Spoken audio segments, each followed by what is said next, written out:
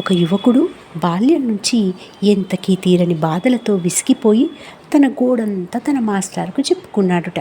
అలా మాట్లాడుతూ వాళ్ళు నదీ తీరానికి చేరుకున్నారు. అక్కడ వాళ్లకు ఒక కప్ప కనిపించగానే మాస్టారు దాన్ని పట్టుకుని నదిలోకి వదిలాడు. అది చాలా ఆనందంగా గెంతుతూ స్వేచ్ఛగా ఆడుకుంటుంటే మళ్ళీ పట్టేసుకున్నాడు ఆ కప్పని ఆ మాస్టారు. అతని చేతి నుండి తప్పించుకోవడానికి చాలానే ప్రయత్నించింది ఆ కప్ప, కానీ చివరికి ఓడిపోయింది. ఆ తర్వాత తన చేతిని మాస్టారు వదులు చేసిన కప్ప పరిస్థితికి రాజీపడిపోయి కదలకుండా ఆయన చేతిలోనే ఉండిపోయింది.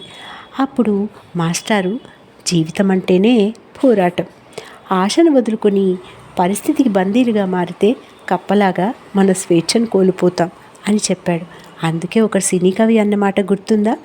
జీవితం అంటే పోరాటం, పోరాటంలో ఉంది జయం.